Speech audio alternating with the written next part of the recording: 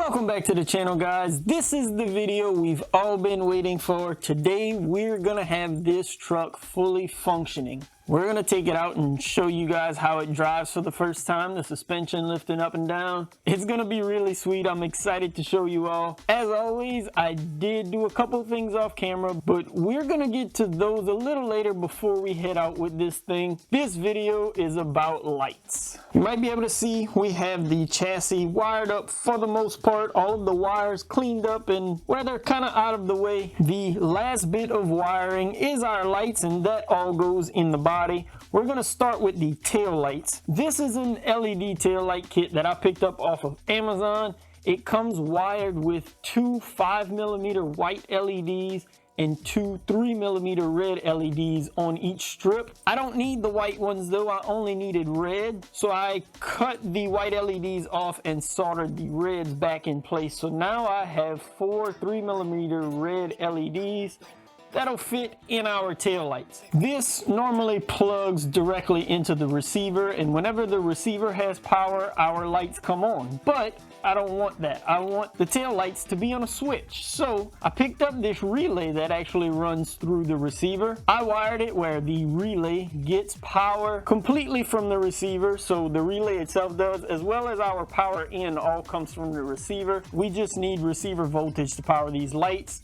This is our output. So whenever I trigger the channel switch on my transmitter, the lights will come on. Like I mentioned in the body assembly video, I was not looking forward to having to install these lights. The tail lights were kind of a pain to get into the body, but I was able to take them back out, go ahead and install the LEDs and get them back in. Now we can route our wires, get all of our lighting wires coming out and around the same spot in the body so that I can just plug them into the receiver when I'm slapping the body on. So now we have a set of tail lights that just look great.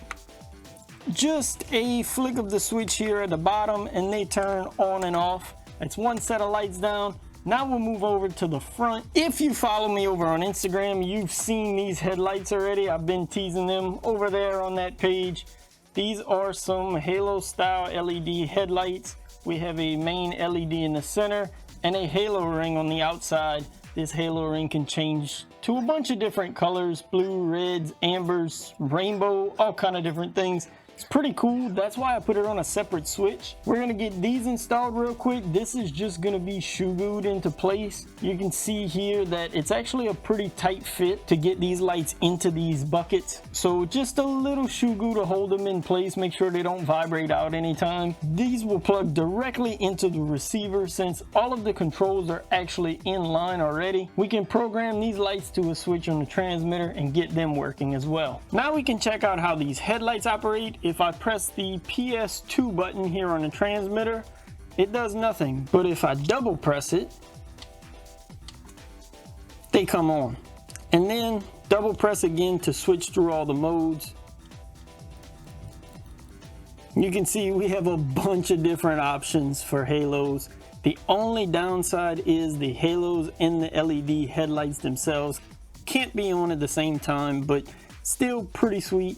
Turn them off, we press once and then press and hold again and let go, and everything turns off, resets to the beginning, and headlights can be on. Now, two quick final things to point out before we head outside and try this thing out for the first time. You might notice my sponsor decals here. I call them sponsor decals because none of these companies actually sponsored this build. I just thought it would look pretty cool to put some etched glass vinyl here, kind of add a little final touch to the build, and also give a little quick free shout out to some of the companies that I use their products to build this thing. The other one, and the more major one, is I had to replace the springs on this truck. These are the original springs that I had on those mini eRevo shocks, and you can see just how easy they are to compress. When I finally got the body mounted on the chassis and tried lifting it up for the first time with those servos, the body didn't really move. I got nervous for a bit, thinking, man, still not strong enough with the servos. Until I really looked through the wheel wells here and I could actually see the springs compressing when I was actuating those servos. I had the preload just about all the way cranked down and it was still compressing the springs just a little bit. So I picked up this kit of springs from Integy on Amazon. You can see I used the heaviest weight ones, the blue ones here. I actually painted them off camera and got them installed and all. So you can't really see them here, but if you do look through the back glass, you can see them a bit. That's why I went ahead and painted them. But I believe that's it. Without further ado, let's head outside and see how this works.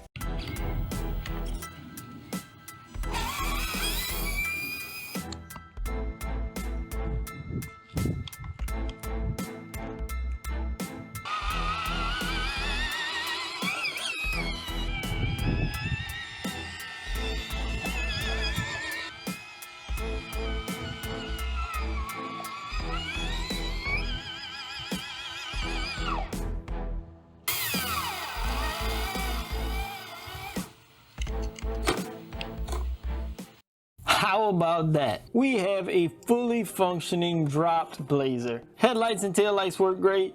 The lifting mechanism works. Truck drives around. This has been a very long process, a super long build from the days that I started designing this chassis to now having this body mounted on and working, and I'm really excited to have it driving around. In just a few short weeks, we'll be taking this to a car show and getting some reactions, see what people think about the build. This is a full-scale car show, but I think it'll be pretty cool to see what people think of something this size out there. Full disclosure, I will be doing a little tinkering on the truck off camera before that show. You probably couldn't see it in these short running clips, but I'm not 100% satisfied with the way the back lifts up. I feel like something's binding in the rear suspension, whether it's the links or my cantilevers that maybe I need to redesign the pivot points for. I haven't quite figured it out yet, but I'm gonna be doing a little bit of tinkering to figure out what's going on back there. The front lifts up fine, I'm happy with the front.